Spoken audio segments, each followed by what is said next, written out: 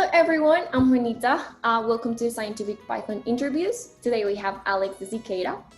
Alex is an assistant project scientist at BITS, UC Berkeley, working with research, outreach, and programming on data science and computer vision. He's a maintainer of Scikit-image, a collection of algorithms for image processing that is part of the Scientific Python ecosystem. Alex is an open source and free software enthusiast since his first interaction with Linux in the 2000s, contributing to several projects and events worldwide. Hi Alex, can you please introduce yourself? Hi Juanita, thank you. Thanks for having me.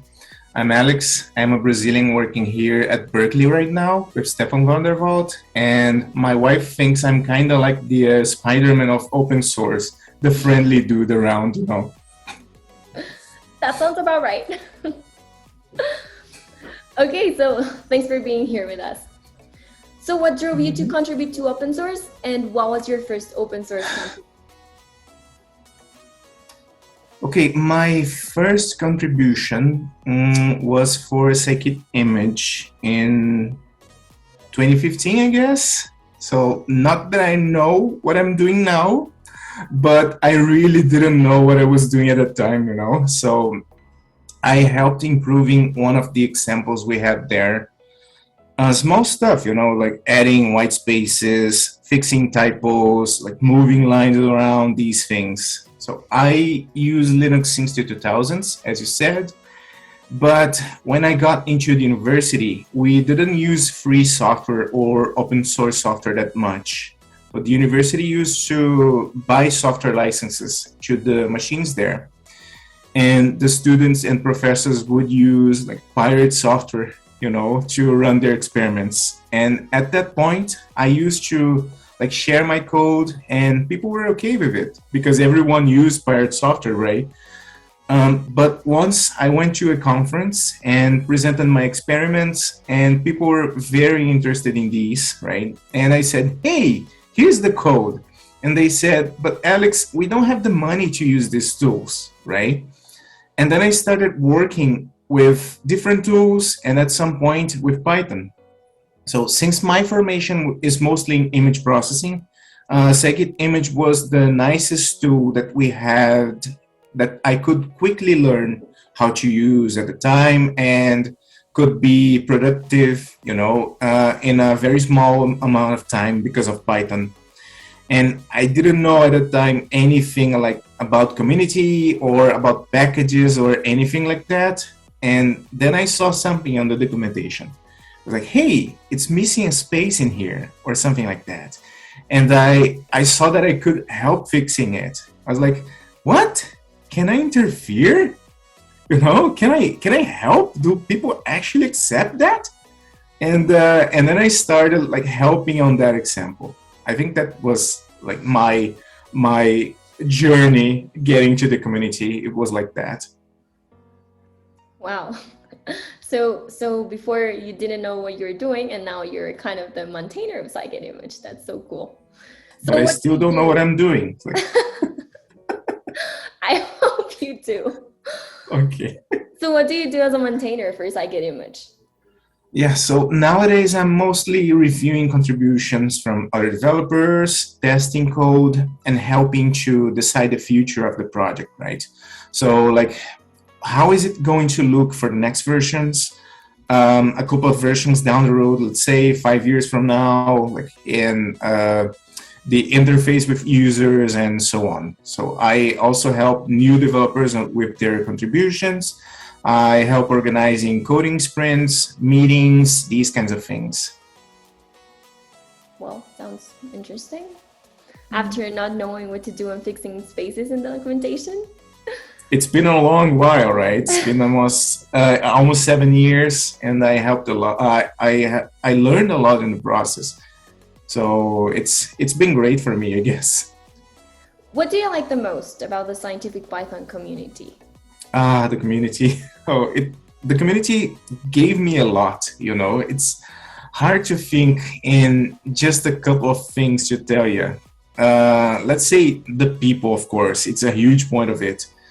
Of course, not everyone is like rainbows and hot chocolate, but I've made really good friends because of the community. and the smaller communities that are part of it. For example, SciPy Latin America and EuroSciPy, the Brazilian scientific Python community, and so on. And let me add that I've learned a lot since I started contributing. So I used to write my code alone most of the time, and I learned about how to work with a group of people, how to use different tools, and yeah, I guess that's that. Like, let's go with these two things then. Like, first, the people that are part of the community, and two, the learning opportunities that the community gave me. Okay. What do you think you're doing to make the scientific Python community better? Well, I don't know if I'm actually making the community better, but People are. Okay. Since I still consider myself a beginner at the community, I am trying to be a friendly face on the community, like helping newcomers set up their tools, like helping in their contributions, like writing tutorials, giving training. I also like to spread the word about the benefits of using open source software for scientific research specifically, right? Because there are a lot of scientists and researchers using closed tools, and they're paying big money for that, when we have this great high quality peer reviewed software available mostly for free, you know. And also the open source benefit, which is huge for researchers, right? Because like they can actually see the code. Hey, you can actually see the code and check if it's doing what you would expect it to do, for example. It sounds like you are the Spider-Man. Dai's gonna like it. So what kind of non-code related contributions do you think someone can make to the scientific Python community? Now that you've been talking about workshops and training, so what kind of contributions do you think someone can make? Yeah, I think that a bunch of people we know would answer that something like, hey, you could start with something related to documentation, right? Like, hey, start improving documentation, start like with the white spaces and something like that. But maybe you don't feel that ready, right? So let me go in a different direction. And you are actually helping the community a lot when you introduce the community, the software, the projects to your friends, to your coworkers, to your classmates, you know. So, for example, you can coordinate install fests, so where people would have help installing and running the software they actually need for their job, for their research, and so on. So you can give tutorials and workshops for your peers so they can know the packages, learn a little bit on how they can use the software to solve their problems, and where to look for help, where to be a part of the community as well, and so on. I think that's a great way to learn about the scientific ecosystem, and you are helping a lot to spread the word about the community and helping the community per se. Okay, that makes sense. So I think sharing and teaching is like a big part of helping the scientific Python community. Yeah, there's a lot of people that say, hey, I don't know how to code, so I cannot be a part of that. But we say, oh, don't worry, there's documentation. But people are still afraid of using, let's say, Git or GitHub to interact with the project, right? Yeah. I didn't know anything until I actually came here. I used to use GitHub as a Dropbox kind of thing, you know. So I would put stuff in there. It's like, oh, there's a folder somewhere, you know. I didn't use version control at all, and I think that's a challenge for people. actually thinking on, let's say, how can I contribute to that if I don't use these tools. So I think this is a good start, you know. So, and not a good start, I'd say, but this is a good way to give back, way to like to be a part of the community, because it's something that I'm doing like still today, and I don't see myself not doing that these things, you know. Yeah, it makes sense. So what advice would you give to someone that wants to contribute to the scientific Python ecosystem? Oh, don't be afraid. That's the best advice I could give for sure. Spider-Man is here. So I was very, very afraid in the beginning, right? Like, am I gonna break anything, you know? Or, oh, people won't like my stuff. People won't like my code. And these kinds of things. And if you start thinking that way, maybe you won't actually contribute. You won't actually be a part of that. And people are here and people are eager to receive you, you know? So I would say find a project you would like to contribute to and follow the steps on how to contribute. You know, we have these documents around like how to contribute to these projects. Like follow the steps in there and do your thing, you know.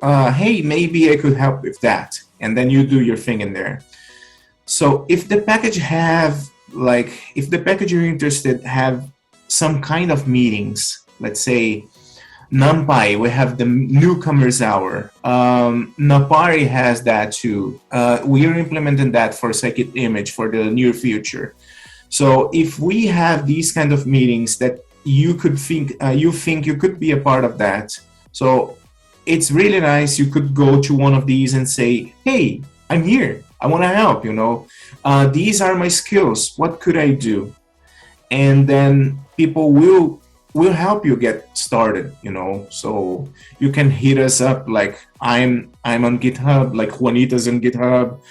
There's like Stefan, Jared, Melissa, Ross, Sebastian. I'm signing a little bit of people in here. Like for instance, Inessa, and we have a lot of people that are there like to help you in the process, you know, like they helped me. And why wouldn't you, you know? So that's why I tell like, if fear is a barrier for that, it's like, oh, I'm not worth it, you know.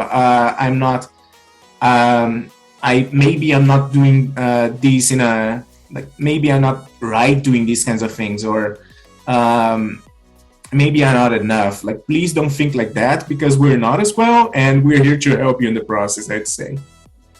Yeah, I think that we all think at first that GitHub is a huge monster that's like going to eat us because we don't know what to do about it. But I'm glad that we all find like a lot of help along the way, because I felt the same way at the beginning, and it was like confusing and it was intimidating, and then there's a lot of people there to help you. So I'm glad you're giving this advice, because I also think the same way, that you shouldn't be afraid to come here to contribute, and there's lots of ways of doing it. Yeah, I'd say being afraid is normal, you know, and I am afraid all the time. That's what I'm telling that. Things still confuse me, you know, and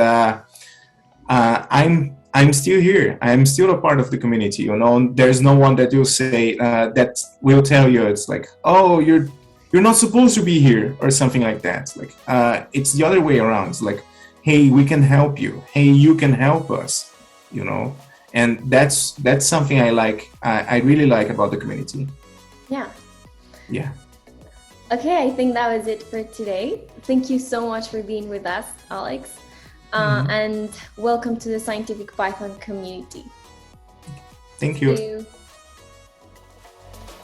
you.